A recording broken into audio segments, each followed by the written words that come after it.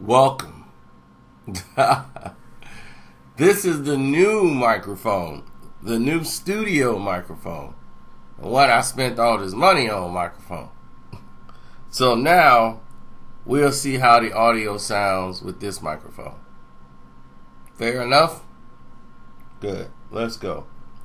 I want to thank all of the fans out there who watch my channel, those who hear every day but hate my channel every day.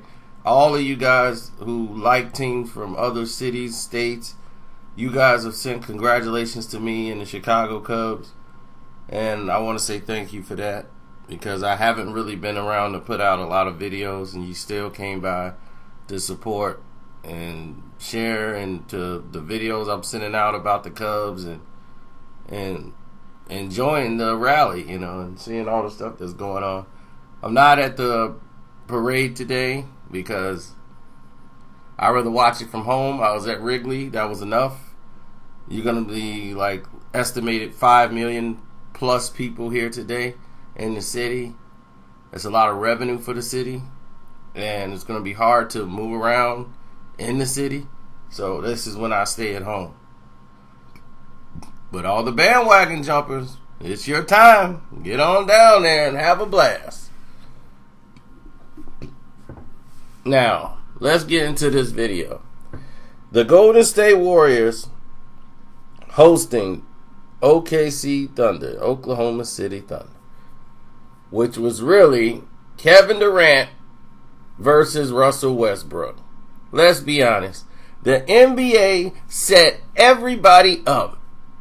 I'm like, how do these two guys let the NBA manipulate them so much to build this up into a hate fest between Kevin Durant and Russell Westbrook? They keep saying, I'm going to talk about it no more. But then they keep talking about it. And then it's all the quotes and the war words, and now he's with a real team, and he feel like he got guys that got his back. If Kevin Durant wants to be petty, let him be petty.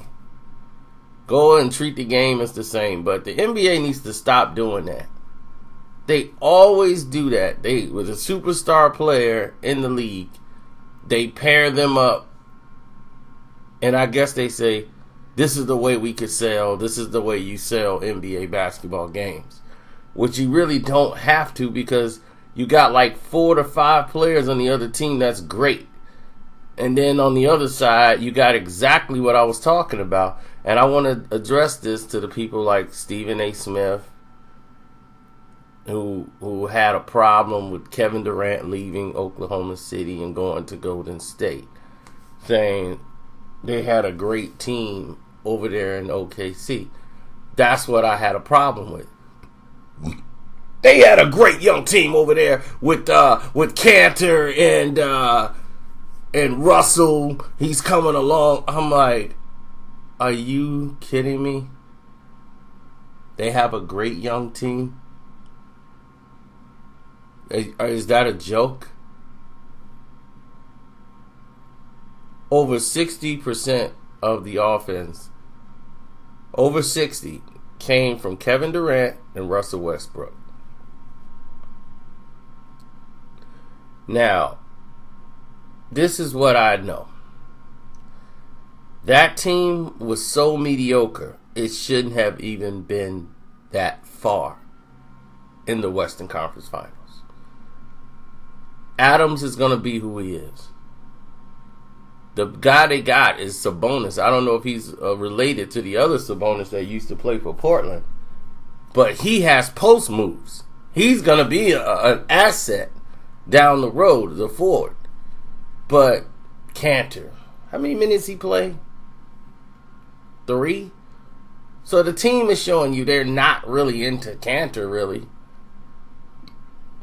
What did he contribute? Nothing, right? I didn't think so. But he talked a lot from the sidelines, arguing with Durant and making good footage while Adams staring him down. Look, they can stare all they want. They can get their show. Durant is going to score what he's going to score. They cannot match up with the Golden State Warriors, with this team, period. They never could. The only problem that they had was Westbrook and Kevin Durant. Now they only have Westbrook to worry about. And everyone else is standing around because they're not running plays anymore. Russell Westbrook is amazing, but you cannot, as Michael Jordan couldn't, do it alone. And he's not trying to do it alone. It's just the personnel he got, they're not at his level. Russell, he's never going to be any better than what he is. He's more focused on defense and being that guy and not scoring that much, and that's fine, but they need somebody at that 2 spot that's going to be a threat, or somebody that's going to put up some points that they know can shoot and not afraid to shoot. He's not looking for Westbrook when he get the ball. He's looking not to take the shot. It's too many of those. I mean, that guy shouldn't be in the starting lineup. That guy shouldn't be a starting guard, period. He's not starting material. He's come off the bench and relieve you. When you need somebody for some defensive stops, you can bring him in. But they're not going to go anywhere. All those games they're winning, the NBA is going to keep pushing OKC along so they can get steamrolled by Golden State in the playoffs. But this team can't compete. That's the only appeal they have. Westbrook is carrying this team, as we told you he would, because they're not good enough to vie for a championship. If Kevin Durant stayed, if Kevin Durant goes anywhere, what difference does it make? This team wasn't going to an NBA championship anyway, not with that personnel. They were one shot from the finals. You think they would have won it with that team? No. The team is not good enough to win an NBA championship. It's just not. I mean, looking at that Cleveland team, it makes you think like, well, if they could do it, this team is just as terrible. We got 2 superstars. Yeah, but see, over there, people know they roles. You got LeBron James. I mean, you got the whistle. You got Kyrie Irving, which means you got a guy who can make some shots when it needs to be made. Everybody knows their role. And the longer they stay together, like Tristan Thompson and all this, Tristan Thompson will be a bust somewhere else. They would punk him and take him right out of his game. But now he's feeling confident now because he's got guys who can just go to him and he don't have to be the main guy.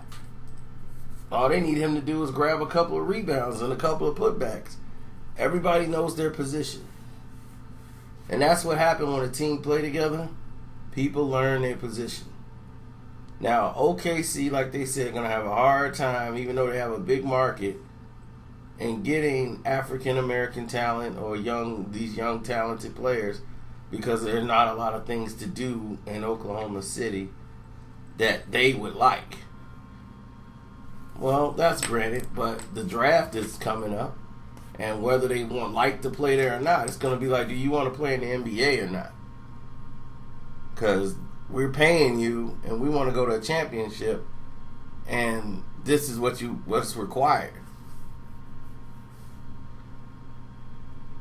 Golden State basically ran pick and roll, but they ran some offsets and ran plays into the paint that I thought were nice off a couple of sets. But that's what happens when you go up 20. But they still play live by the 3, die by the 3. So you playing inside-out basketball, kick out for 3s.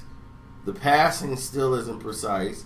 You still have guys standing around defensively instead of cutting off lanes and getting to the spots. In the third quarter, I think they played a little bit better. Second quarter is where the game got away from OKC and they never recovered. They matched them shot for shot throughout the rest of the game. But at that point, you can't put up an 11-point quarter against Golden State and expect to win the game. When they put up like 35 in a quarter and you put up 11, you're going to have major problems. And then how long can Westbrook keep this pace up before he's injured? Nobody's even talking about that. You know, he wasn't designed to get his back broken in half. He wasn't designed to get stabbed, get pounded on. Because the thing is with Westbrook is he's a bolt of energy. He uses and exerts a lot of energy and force coming towards the basket. He's not somebody that's sitting out there just hitting jumpers all night to make it easier on himself. He's somebody that drives and creates. So he forces a lot of attention and a lot of contact. But he has definitely improved his game last year as far as distributing the ball and knowing how to get his shots off and making better selections of shots to where he can get 30 and still get 12, 13, 14 assists from guys who basically don't know how to score.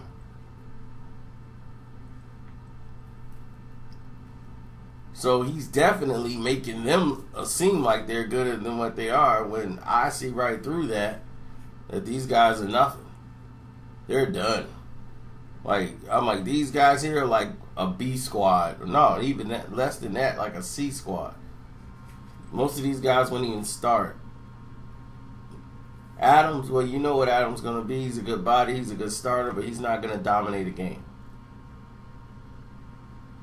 He's going to leave you maybe a little bit. You're going to need Westbrook to put up 70% of the offense. And pray to God that y'all can put up the other 30. So, on that note, I'm out. And tell me what you think of the new microphone. Peace.